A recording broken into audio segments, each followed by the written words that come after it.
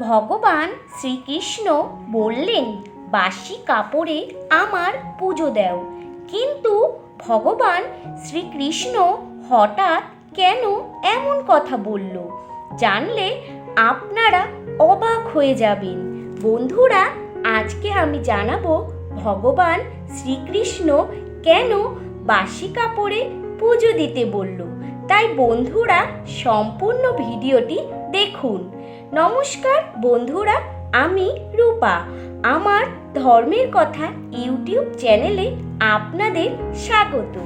বন্ধুরা, আমার এই ভিডিওটি আপনাদের যদি ভালো লাগে তবে একটা লাইক করে কমেন্ট বক্সে জয় শ্রীকৃষ্ণ লিখে কমেন্ট করবেন আর এই চ্যানেলটিকে সাবস্ক্রাইব করে নেবেন। তাহলে বন্ধুরা, চলুন মূল বিষয়ে আসা যাক। বন্ধুরা, একটা সুন্দর শিক্ষণীয় গল্প, যা সম্পূর্ণ শুনলে আপনারা অবাক হয়ে যাবেন। বন্ধুরা, কোচবিহার জেলার একটি ছোট্ট গ্রামে বাস করত একজন ব্রাহ্মণ ও তার শিশু কন্যা। তাদের বাড়িতে একটি কৃষ্ণ মন্দির ছিল। ব্রাহ্মণ প্রতিদিন সকালবেলা উঠে ভগবান শ্রীকৃষ্ণের ভোগ লাগাতো, পূজা করত। শিশু কন্যাটি এই দেখেই বড় হতে লাগলো। কন্যাটি আস্তে আস্তে বড় হতে লাগলো। সেও সকালবেলা রোজ উঠে বাবার সাথে পূজার কাজে হাতে হাত লাগাতো। আস্তে আস্তে মেয়েটি কৃষ্ণ ভক্ত হয়ে উঠল। রোজ সকালবেলা স্নান সেরে শ্রীকৃষ্ণকে 3 বার ভোগ নিবেদন করত। ভগবান শ্রীকৃষ্ণকে পুজো না করে, ভোগ না লাগিয়ে মেয়েটি অন্ন জল গ্রহণ করত না। একদিন মেয়েটির বাবা পুরোহিতটি মারা গেল। মেয়েটি বড় একা হয়ে গেল। তখন গ্রামের লোকেরা অন্য একটি গ্রামের পুরোহিতের ছেলের সাথে মেয়েটির বিবাহ দিয়ে দিল। মেয়েটি বিবাহ করে ওই গ্রাম ছেড়ে তার শ্বশুর বাড়ি চলে গেল। কিন্তু মেয়েটি তার কৃষ্ণকে সঙ্গে করে নিয়ে গেল। শ্বশুর বাড়িতে বসেও সে তার কৃষ্ণ সেবা করতে ভুলতো না।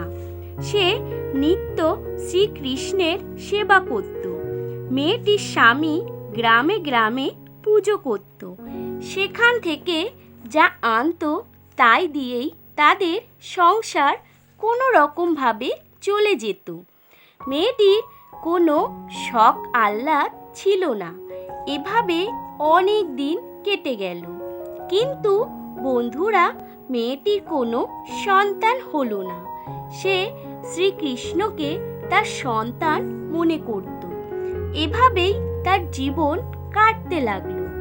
হঠাৎ করে গ্রামে মহামারী শুরু হলো।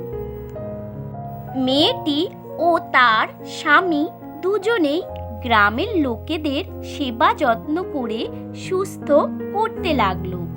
কিন্তু বন্ধুরা, মহামারীতে আক্রান্ত হলো তার স্বামী। শত চেষ্টা করেও তার স্বামীকে বাঁচাতে পারল না। মেয়েটির স্বামী মারা যাওয়ার পর অসুস্থ অবস্থায় সে কৃষ্ণ সেবা করত। সে ভাবল, কৃষ্ণ তো আমার সন্তান, তাকে না খাইয়ে আমি কিভাবে মুখে কিছু দেব। মেয়েটি বড় একা হয়ে গেল। তার বয়সটা তখন অনেকটাই হয়েছে। সে নানান জায়গায় ঘুরে বেড়াতো। সমস্ত তীর্থস্থানে সে যেত, থাকতো। কিন্তু তার সন্তান ভগবান শ্রীকৃষ্ণকে কখনো কাজ ছাড়া করত না। এরকম করে সে বহু তীর্থস্থানে তীর্থ করে একদিন বাড়ি ফিরে আসলো। গ্রামের লোকেরা তাকে সাহায্য করত। সেইভাবেই তার পেট চলত। একদিন হঠাৎ করে সে অসুস্থ হয়ে পড়ল। সারাদিন সে বিছানা থেকে উঠতে পারল না। সে শয্যা থাকায় অবস্থায় ভাবল, আমার সন্তান শ্রীকৃষ্ণ কি করছে? আজ তো তার সারাদিন খাওয়াই হলো না। গ্রামের লোকেরা পরদিন সকালবেলা আসলো ও তাকে কিছু খাবার খেতে বলল। সে বৃদ্ধা মেয়েটি বিছানা থেকে উঠতে পারছে না, তবু সে বলল, আমার সন্তান ভগবান শ্রীকৃষ্ণ কাল থেকে না খেয়ে রয়েছে, আমি ওকে না খাইয়ে কিভাবে খাবো? আমি তো স্নান করিনি, বাসি কাপড় ছাড়তে পারিনি, আমি কিভাবে আমার সন্তানকে ভোগ নিবেদন করব? গ্রামের লোকেদের কথায় রাজি হলো না বৃদ্ধাটি। তখন গ্রামের লোকেরা সবাই ফিরে গেল। তারপর বন্ধুরা ঘটল এক অলৌকিক ঘটনা, যা শুনলে আপনারাও অবাক হয়ে যাবেন। হঠাৎ করেই এক ছোট্ট বালক এলো তার ঘরে আর মা মা করে চিৎকার করল।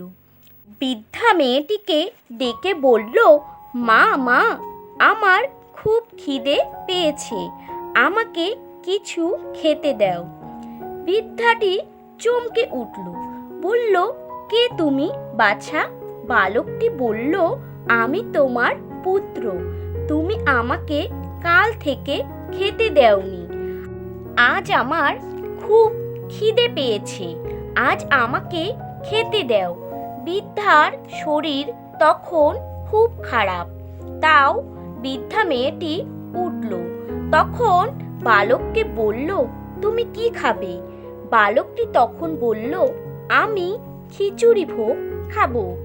বৃদ্ধা মেয়েটির তখন শরীরে আলাদা একটা শক্তি চলে এলো আর সে চারিদিকে তাকিয়ে দেখলো সারাদিক যেন আলো ঝলমল করছে। রান্নাঘরে গিয়ে দেখলো খিচুড়ি করার সমস্ত সামগ্রী রয়েছে। সে অবাক হয়ে গেল। তখন বৃদ্ধা মেয়েটি বলল, বাবা, আমি তো এখনো স্নান করিনি, বাসি কাপড় ছাড়িনি, আমি কিভাবে তোমার ভোগ রন্ধন করব? তুমি একটু বসো। বালকটি জানতো যে বৃদ্ধা মেয়েটি অসুস্থ, তাই বালকটি বলল, আমার ভীষণ খিদে পেয়েছে, আমাকে এক্ষুনি খেতে দাও। তোমার বাসি কাপড় ছাড়তে হবে না, তুমি আমাকে আগে খেতে দাও। তুমি তাড়াতাড়ি রন্ধন আরম্ভ করো, আমি খেয়ে চলে যাব, আমার হাতে সময় নেই।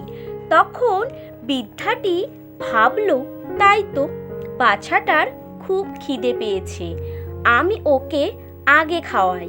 বৃদ্ধা তাড়াতাড়ি খিচুড়ি ভোগ রন্ধন করল।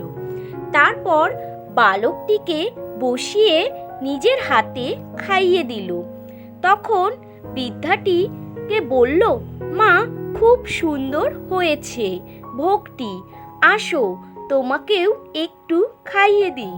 বৃদ্ধা মেয়েটি বলল, আমার আর এক সন্তান খায়নি, তাকে খাইয়ে তবেই আমি খাবো।